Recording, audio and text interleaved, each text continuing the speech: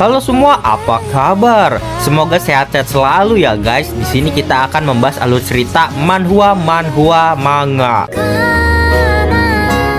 Bagi yang belum subscribe bisa dibantu subscribe-nya dan jangan lupa like video ini jika kalian merasa terhibur.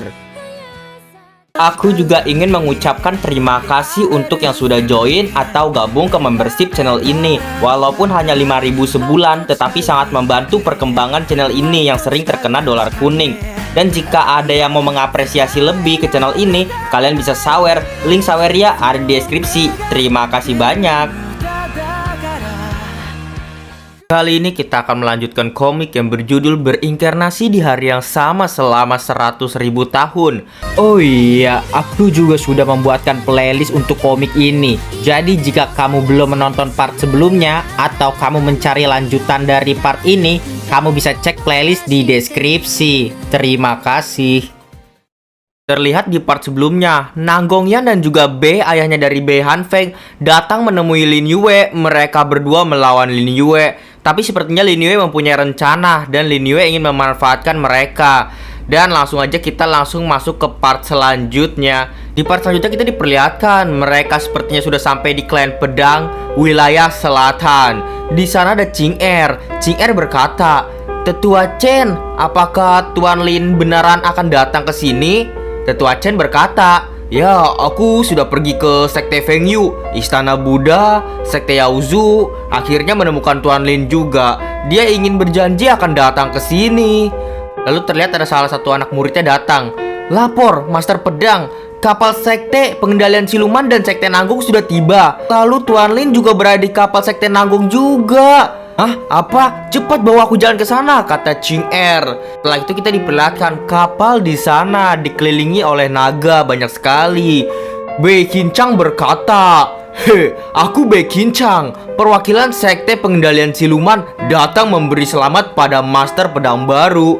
Nanggongyan juga berkata, datang memberi selamat pada Master Pedang baru.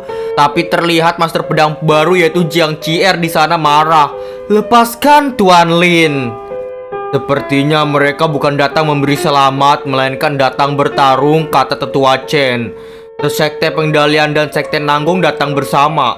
Orang mereka setidaknya ada 600 orang lebih. "Panggil 3.000 murid dan bentuk formasi 4 pedang suci," teriak Ching Er. "Aku mau melindungi Tuan Lin," dan melompat ke arah mereka. Bei Qincang di sana pun kesal. Dasar manusia tidak tahu diri." Memakai cakar es tajamnya di sana menghalangi Jiang Qier. Namun Jiang Qier memakai energi pedang bulan merah, dapat menembus teknik dari Bei Qincang di sana. Lalu Bei Qincang pun pipinya tergores oleh tusukan dari Jiang Qier. Karena akhirnya ia pun mundur. "Ketua, dia sudah di atas kapal, Ketua." Bei Qincang berkata, "Bocah sialan, tak kusangka ternyata kamu sudah mewarisi semua kultivasi milik Master Pedang sebelumnya." Jiang Qier berkata, "Lepaskan Tuan Lin. Jika tidak, aku akan membunuh kalian semua." "Dasar tidak tahu diri, cepat bentuk formasi." Nanggongyan di sana ingin membantu Bei Qincang. Lalu anak buahnya dari Nanggongyan membuat formasi di sana, ada banyak sekali.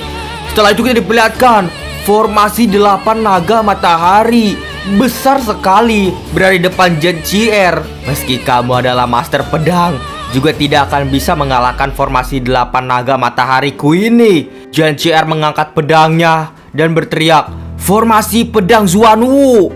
Terlihat di sana ada siluman dari pedang Xuanwu yang keluar. Pedang Xuanwu itu melawan 8 naga matahari. Terlihat berkelahi mereka di langit. Namun Nanggongyan terlihat bucat-bucat di mulutnya. Batuk darahlah ia. Terlihat juga Jiang Qier pedangnya patah di sana. Di sana memiliki siasat buruklah Bei Qincang. Kesempatan bagus.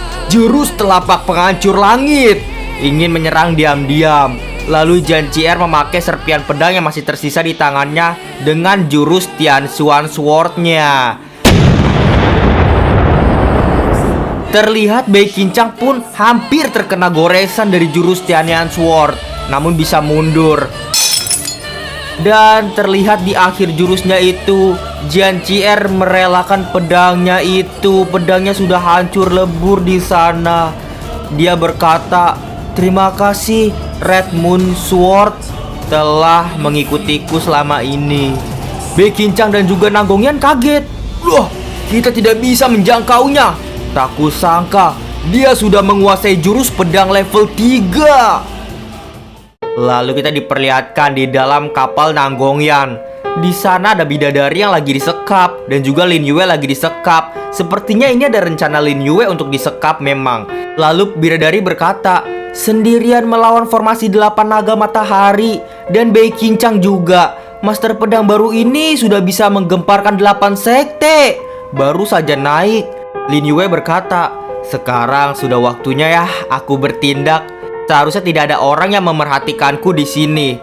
Dia pun langsung membakar tali yang mengikat dia memakai jurus dari Ye, milik Master Zumi.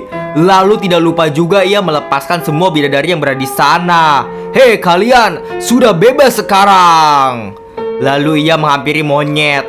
"Monyet, bunuhlah sepuas hatimu di sini ya." Cit cit cit. Terlihat monyet tersebut langsung menggeplakkan pilar keabadian ke arah sekte Nanggong. Gawat, Lin Yue kabur. Cepat, lapor pada ketua kita." Lalu Lin Yue berkata kepada bidadari dan yang lainnya, "Aku serahkan tempat ini pada kalian ya. Aku akan pergi membantu Jian Qier." "Ketua, Lin Yue dan yang lainnya berhasil kabur." "Apa? Tapi ya sudahlah. Kita bunuh dulu saja gadis kecil ini. Cepat kita bentuk formasi lagi." Baik. Setelah itu membentuk formasi lagi. Formasi 8 naga matahari. Roar. Terlihat Jian Qier di sana tidak mempunyai pedang lagi di tangannya. Bagaimana ia memakai jurus pedangnya? Lalu dari belakang Bei Qichang juga datang.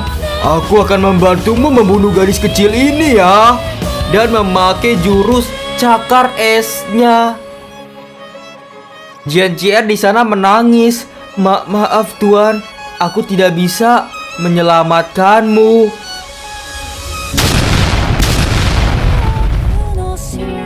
Ledakan itu menggemparkan semuanya.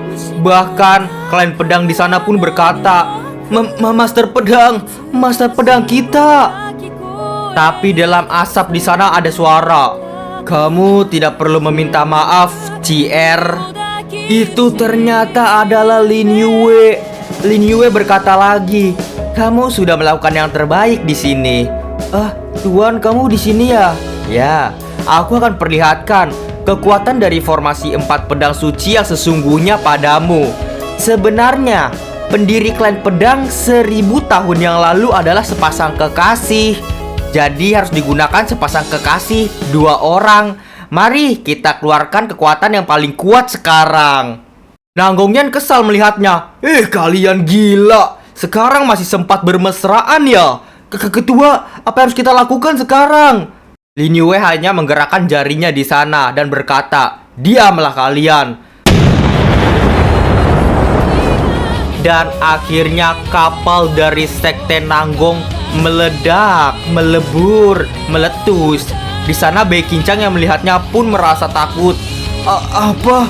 Sekte Nanggong sudah sekarat. Aku harus segera melarikan diri."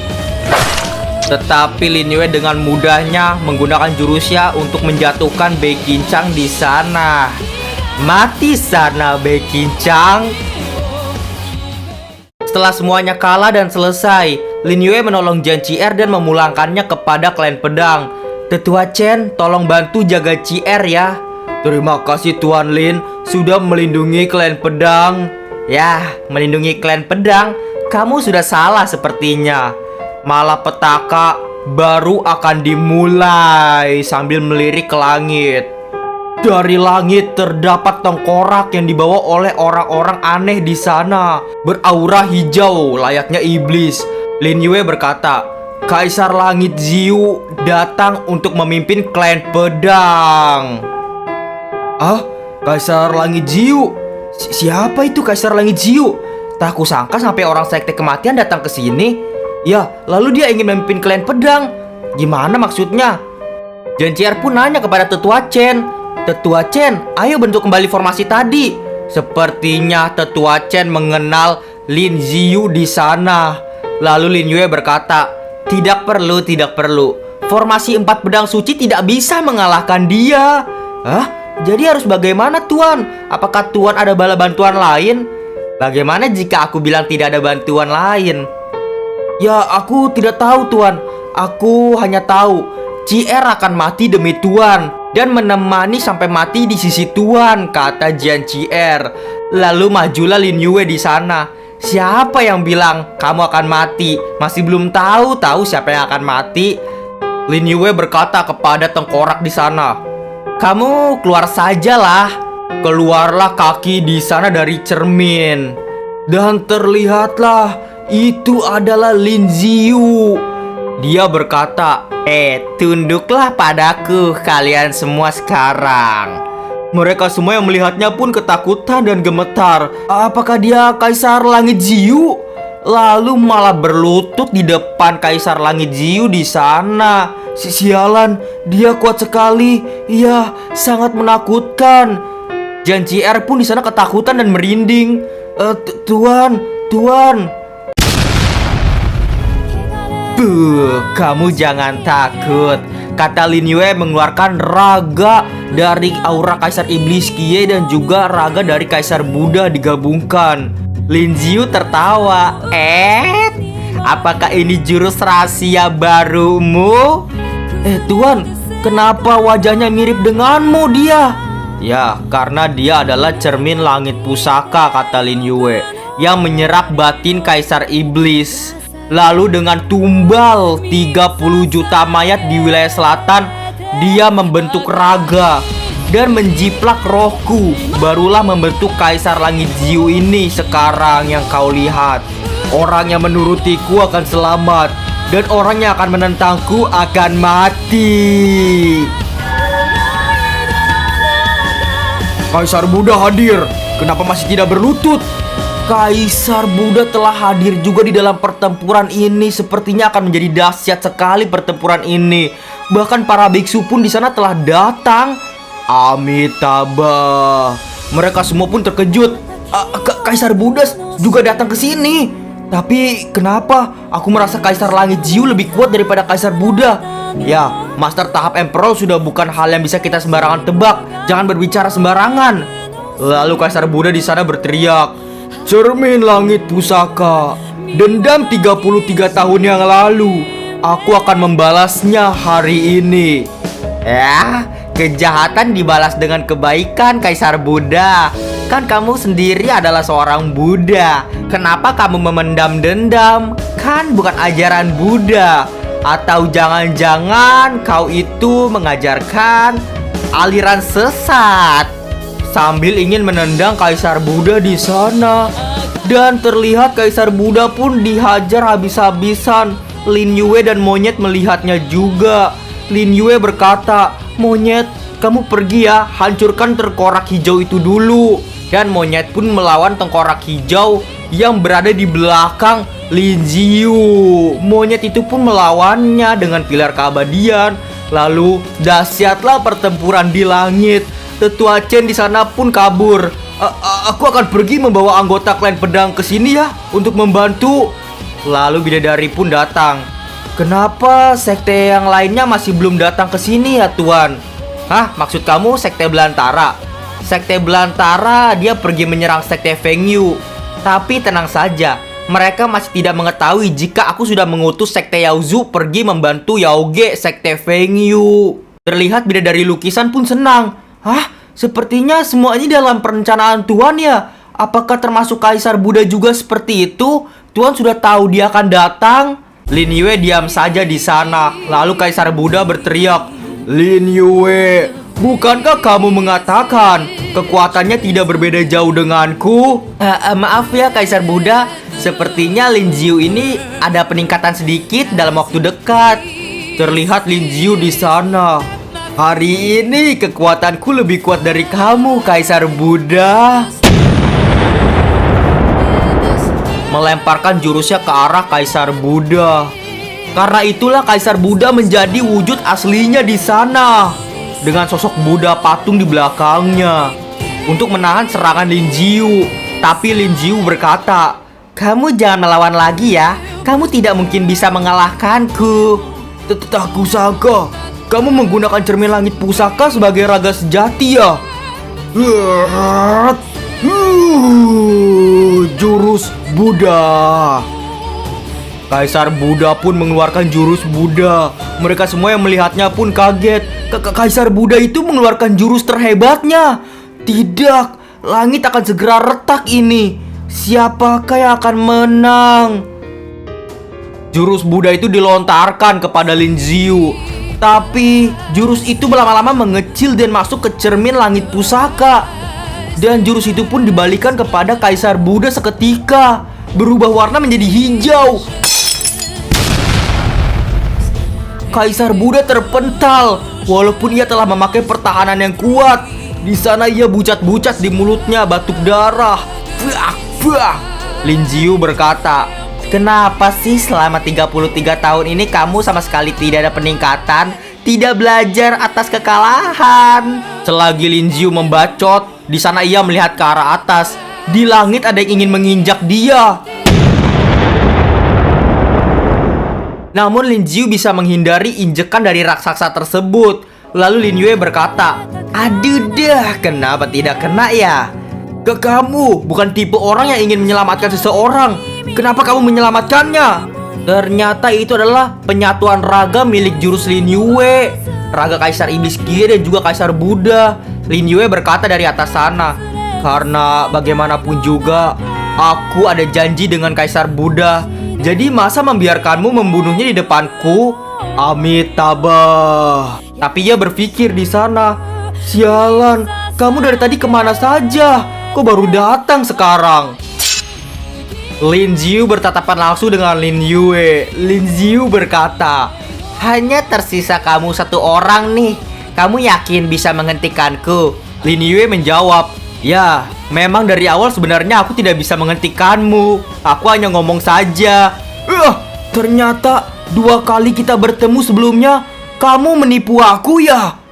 "Ya, tapi untuk saat ini aku tidak menipumu.